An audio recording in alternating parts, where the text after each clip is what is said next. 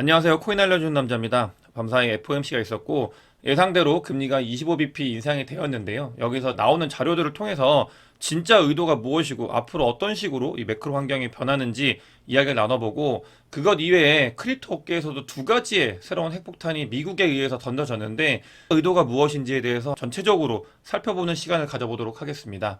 먼저 비트코인 CVD 자료인데, 특이사항으로는 FOMC 이후에 옐런 재무부 장관의 발언으로 비트코인 가격이 급락한 모습을 확인할 수 있습니다. 이 부분에 대해서도 말씀을 드릴 텐데요. FOMC 이후에 이렇게 급락을 하면서 또 갈색 고래 같은 경우는 FOMC 이전에 모두 이제 포지션을 정리했다가 FOMC 이후에 다시 롱 포지션을 잡는 매수에 들어간 모습을 확인할 수 있습니다. 그 밖에도 보라고래와 빨간고래는 FOMC와 상관없이 본인들의 포지션을 그대로 유지하는 모습을 볼 수 있습니다. 뭐 매수벽, 매도벽 같은 경우도 FOMC와는 연관없이 그대로 유지하고 있기 때문에 26K 부근에서 어떤 식의 움직임을 보이는지 여전히 저희가 확인해야 되는 그런 지점이라고 볼 수 있습니다. 다음으로 FOMC에 대해서 얘기를 해야 될 텐데요. FOMC에서 말하는 것, 그런 것들보다는 진짜 이제 어떻게 그 의도가 무엇인지가 중요한 거잖아요. 그래서 그 부분을 좀 살펴보면, 그러니까 지금 FOMC 같은 경우는 본인들이 바라보는 뷰들이 다 다르기 때문에 해석이 굉장히 다양한 특이 사항이고요. 저 같은 경우는 닉 티밀하우스 같은 경우는 트위터를 제가 자주 가지고 왔었는데, 이번 FOMC가 이제 25bp 인상을 했고, 근데 그 뒤로는 인상하기에 굉장히 빡센 조건을 가지고 있다. 저는 이 부분에 굉장히 동의를 합니다. 그렇기 때문에 이 부분을 가지고 왔고요. 이 말은 뭐냐면 인플레이션과 금리 인상이 균형을 이룬 것으로 보인다. 추가 금리 인상을 하는 건, 금리 인상의 명분은 인플레이션이잖아요. 근데 이 부분이 이제는 그 명분이 많이 이제 희석이 되어 가고 있다. 그래서 추가 금리 인상에는 올리기 위해서는 더 많은 용기와 더 많은 자료들이 필요하다, 이런 것들을 얘기할 수 있고, 블룸버그도 이번 FOMC의 연설 발표 같은 경우는 굉장히 비둘기적인 발언을 했다라고 평가를 하고 있어요. 그 말은 금리 인상은 거의 다 왔고 이제 추가적인 금리 인상보다는 상황에 맞춰가지고 금리 인하의 가능성이 많다, 이런 것들이 사실은 파월 연준 의장의 기자들과의 간담회를 통해서도 확인이 된 게, 은행들의 신용 경색이 오히려 금리 인하하는 것, 이게 그 단순히 금리 인하인 게 아니라 경기 침체나 인플레이션에도 영향을 주기 때문에 금리 인하하기에 좋은 명분이 되는 거 아니냐라고 했을 때 맞다라고 얘기를 했거든요. 그런 부분들을 봤을 때도 저는 이런 비둘기적인 발언, 제가 이제 투자를 함에 있어서 추가적인 금리 인상의 상단의 캡은 막혀 있고 그다음에 인하의 가능성이 있구나를 보면서 저는 투자한다라는 걸 여러분들께 전달을 드리고 싶고, 다시 한번 말씀드리지만 이번 FOMC에 대한 해석은 굉장히 다양하기 때문에 본인들이 어떤 그 뷰로 바라봐야 되는지는 조금 더 많은 정보들을 이제 종합해 보시면 좋을 것 같습니다. 사실 FOMC 때 이제 파월 연준 의장의 기자회견이나 연설보다도 어제 비트코인 가격이나 자산 시장에 영향을 가장 많이 줬던 거는 옐런 재무부 장관의 이 발언이었어요. 왜냐면 지난 영상에서 모든 예금자를 보호해주겠다는 식으로 그 얘기를 했다고 말씀드렸잖아요. 근데 옐런 의장이 의회에다가 얘기할 때 모든 예금을 보호해줄 수는 없다라고 얘기를 했어요. 그러면서 다만 이제 보호해주는 금액을 늘릴 수는 있다, 이렇게 얘기를 하면서 그 발언 이후에 자산 시장이나 비트코인 가격이 굉장히 큰 폭의 하락을 했고요. 사실 이 부분은 저희가 좀 의미를 그 좀 봐야 되는 게 뭐냐면, 저 같은 경우는 옐런이나 미국에서 이 은행 이슈가 더 커지지 않을 거라는 본인들의 이제 계산이 쓴 게 아닐까. 그렇기 때문에 이런 센 발언들도 서슴지 않게 할 수 있는 게 아닐까, 이런 생각을 하고요. 실제로 왜냐면 심리가 제일 중요한 건데, 뱅크런에서는 심리적인 부분, 그러니까 은행에서 돈을 찾지 않게 하는 게 중요한 건데, 이런 것들을 봤을 때 시스템적으로 파월 연준 의장도 굉장히 안정적이다라는 얘기를 이번에도 했고, 그다음에 옐런 같은 경우도 은행 시스템은 전혀 문제가 없다라는 걸 계속 강조하기 때문에 이런 부분들을 이제 계산이 쓴 게 아닐까, 이런 생각이 들고, 2008년도가 2023년도가 무엇이 다른지에 대해서는 지난 영상에서도 말씀을 드렸잖아요. 그렇기 때문에 이런 자신감들이 거기서부터 오고 있는 게 아닌가. 그렇기 때문에 모든 예금을 보장할 생각이 없다라는 멘트를 던질 수 있는 게 아닐까, 이런 생각을 한번 해보게 됐습니다.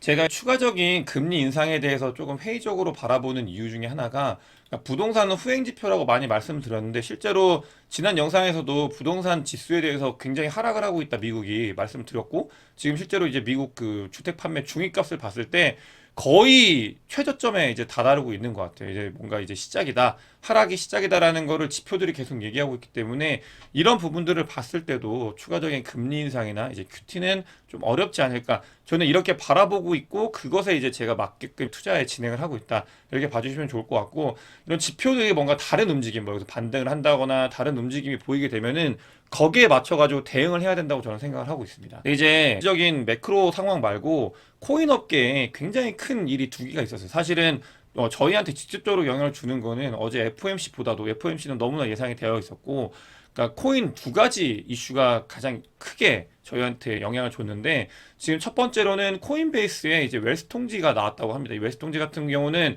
어떤 거냐면 제재가 이제 진행이 될 거다라는 사전 어떻게 보면 안내장 같은 거라고 보시면 좋을 것 같아요. 지금 보면은 코인베이스에 거래소 업무, 스테이킹 서비스, 코인베이스 언, 코인베이스 지갑에 모두 전방위적으로 웰스 노티스를 발부했다고 보도했습니다. 실제로 코인베이스 주식 같은 경우는 15%가 하락을 한 게 떡락을 맞은 거죠. 이게 이제 있었고 아크인베스트에서 코인베이스 주식을 팔았어요. 엊그저께. 근데 저는 왜 팔았지? 라는 물음표가 띄워졌는데 왜냐면 비트코인이 계속 좋다고 얘기를 하고 있으면서 코인베이스 주식을 팔길래 무엇일까? 이거에 대해서 자료를 찾고 있었는데 결국 이거였습니다. 웰스 통지에 대해서 이미 아크인베스트 같은 경우는 알고 있었던 거예요. 그래서 이 하락을 할 거라는 걸 알고 있었기 때문에 이 코인베이스 주식을 이제 매도한 게 아닐까 저는 그런 합리적인 의심을 하고요.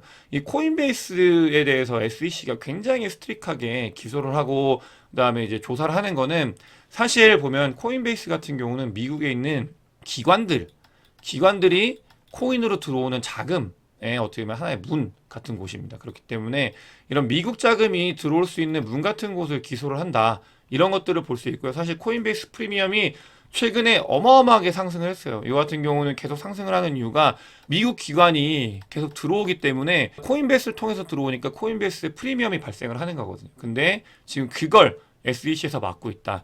이렇게 보시면 좋을 것 같고요. 사실 미국은 여기서부터는 제가 지금까지 일어난 일들을 바탕으로 봤을 때, 그러니까 제 뇌피셜이 포함되어 있는 인사이트인데요. 미국은 지금 코인 쪽으로 돈이 흘러들어오는 걸 일단 무조건 지금 막고 있습니다. 이유는 지금 은행들, 뭐 실버게이트나 이런 곳들, 그러니까 암호화폐 친화적인 은행들이 모두 폐쇄시켜서 날려버렸잖아요. 거기에 이제 코인베이스까지 지금 이제 날리고 있는 거는, 그러니까 이거예요. 저는 이렇게 생각을 해요. 미국이 조만간 QE를 진행할 수밖에 없어요. 어떤 식으로든 그러니까 꼭 이제 QE라는 명칭이 아니더라도 시중에 돈을 풀 수밖에 없는 상황이 전개가 될 거거든요. 거의 저는 무조건이라고 생각을 하는데 이 QE가 시작이 됐을 때 이제 자기들의 정책이 잘 먹히려면은 그 돈이 본인들이 원하는 방향, 부동산이나 그다음에 주식, 그러면서 이제 기업들을 살리는 채권 이런 쪽으로 이 돈이 들어가야 되는데 지금 크립토가 워낙 커지고 있고 이제 돈이 된다라는 거를 많이 사람들이 인지를 했기 때문에 이 돈을 풀면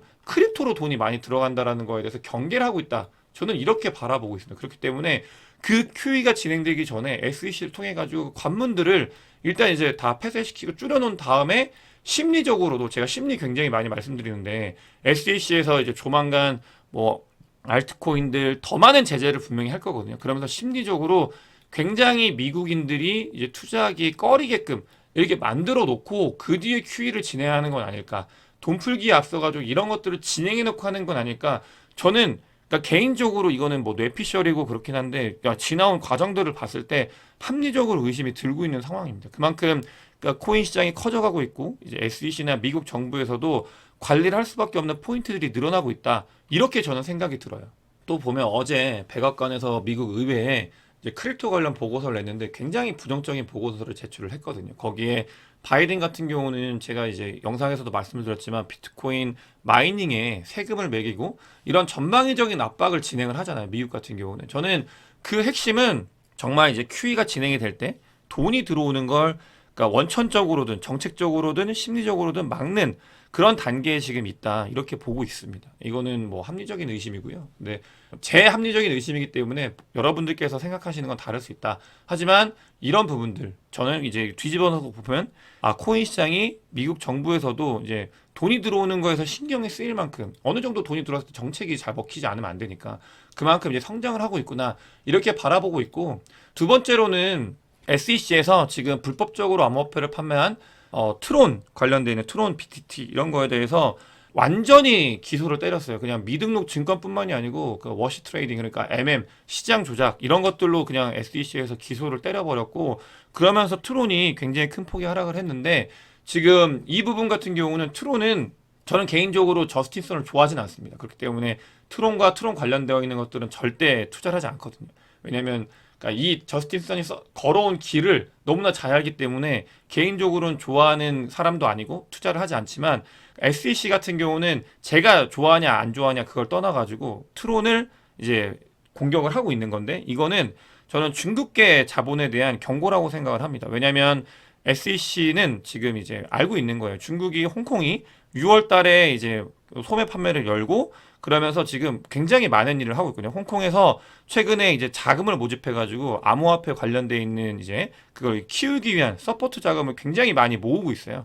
그런 것들이 뉴스 기사가 하나하나 나오고 있고 지금 중국 공산당에서는 어떤 일이 있냐면은 정말 말도 안 되는 일인데 그러니까 아직 된 건 아니지만 크립토 자산을 정말 개인들의 자산으로 인정해줘야 되는 건 아니냐라고 얘기가 나오고 있고 친 크립토적인 정책을 굉장히 많이 펼치고 있거든요. 근데 거기에 저스틴 선이 이제 중국인이기 때문에 굉장히 이제 중국과 밀접하게 이야기들이 많이 나오고 있어요. 그래서 저는 이거는 미국이 중국의 암호화폐를 견제하고 있는 거다. 이렇게 바라보고 있고요. 그렇기 때문에 그 대표적으로 저스틴 선이 기소가 됐다. 물론 저는 저스틴 선이 당연히 기소가 돼야 된다고 생각을 합니다.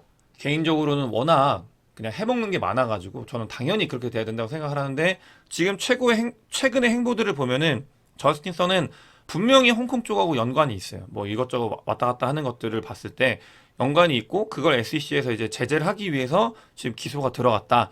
이렇게 봐주시면 좋을 것 같습니다. 그렇기 때문에 지금 미국 같은 경우는 오늘 제가 꼭 말씀드리고 싶은 건 이 크립토 관련되어 있는 것들은 일단은 다 죽여놓고 제재를 해놓고 본인들이 원하는 방향으로 판을 짜고 있다. 이런 것들이 너무 저는 보이는 것 같아요. 그렇기 때문에 다음번 불장에는 그러니까 불장이 오기 전에 작업을 해놔야 되는데 그런 것들을 지금 이제 뭐 아까 말씀드린 것처럼 관문들 돈이 들어오는 관문들을 본인들이 통제를 하고요. 그 다음에 저스틴 선에 기소를 하고 이렇게 지금 움직이고 있다. 저는 그렇게 보고 있고 여기서 저희가 이제 그렇다고 해서 생각을 해봐야 되는 게 아 정말 크립토가 끝인가? 그렇게 생각을 하시면은 사실은 이제는 뭐 투자나 이런 것들에 대해서 조심해야 되는데 저는 이런 것들이 그러니까 많이 얘기를 하고 있다고 생각을 해요. 아 크립토가 미래다.